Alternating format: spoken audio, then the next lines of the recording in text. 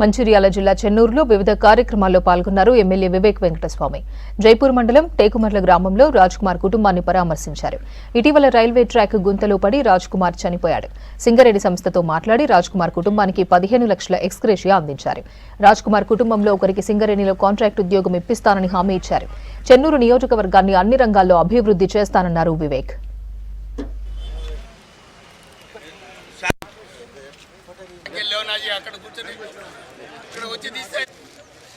ఈ దుర్ఘటన జరిగినప్పుడు మా నాయకులందరూ కూడా ఫోన్ చేయడం జరిగింది.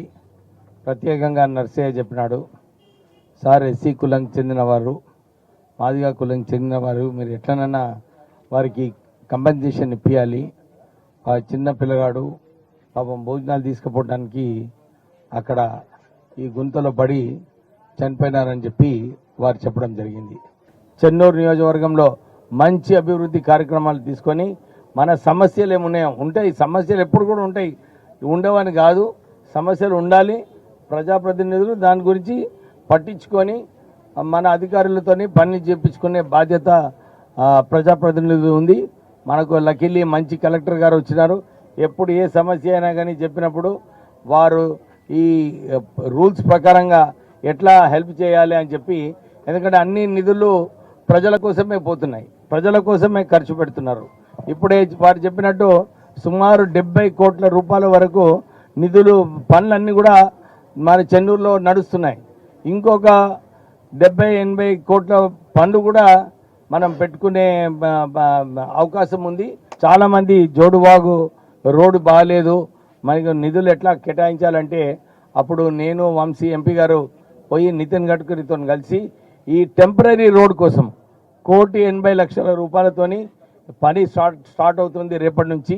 ఈ రిపేర్ అయిన తర్వాత దీని మళ్ళీ వెడల్పు కోసము ఒక 100 కోట్ల రూపాయలు కూడా శాంక్షన్ కావడం జరిగింది. ఆల్రెడీ శాంక్షన్ అయిన తర్వాత పనులు కూడా డిసెంబర్ ఎండ్ జనవరిలో కూడా ఆ వెడల్పు పని 100 కోట్ల పని కూడా ఇమీడియట్లీ కేంద్ర ప్రభుత్వం నేషనల్ హైవేస్ ద్వారా ఆ పని కూడా ప్రారంభం కాబోతుంది. సీఎం గారు ఇచ్చిన ఇన్స్ట్రక్షన్స్ పరంగా ఆల్రెడీ 20.6 to 21 lakh మినిమం అందరికీ వస్తుంది. ఎవరెవరు ఇప్పటి వరకు ఆర్బిట్రేషన్కి రాలేదు, మన దగ్గర రావాలి. సో మనం ఖచ్చితంగా డెవలప్మెంట్ చేయాల్సింది, దాంతోపాటు రైతులకి కూడా న్యాయం జరగాలి, అట్లా మనం చూస్తాము. అండ్ డెవలప్మెంటల్ వర్క్ సంబంధించిన కూడా చెన్నూరు కాన్స్టిట్యుయెన్సీలో దాదాపు 60-70 crores డిఎఫ్టీ వర్క్ నడుస్తున్నాయి. డ్రింకింగ్ వాటర్ సంబంధించిన కూడా సార్ ఐ థింక్ దాదాపు 200 వరకు బోర్డ్స్ లాస్ట్ 1 yearలో ఇచ్చారు. ఇంకా మీరు అడుగుతున్నారు అంటే ఎంతవరకు వాటర్ కొంచెం ఎస్కే రిసోర్స్ ఉంటుంది, మనకి గ్రౌండ్ వాటర్ ఎంతవరకు అవసరం ఉంటే అంతవరకు వాడాలి. సో కొంచెం జుడిషియస్గా వాడాలి. ఎక్కడైనా వాటర్ సంబంధించిన ప్రాబ్లం అయితే మనం ఖచ్చితంగా సార్ట్అవుట్ చేస్తాము, కానీ వాటర్ వేస్ట్ చేయడానికి లేవు. సో అన్నం తీసుకొని పోయండి సార్, అలా డాడీకి అన్నం తీసుకొని పోయి కాలు జారంలో పట్టాడు సార్. సార్ ఇంటికి వచ్చిండు సార్, 15 లక్షలు చెక్ ఇచ్చి సాయం చేసిండు సార్. పని కూడా ఇప్పిస్తామన్నారు సార్.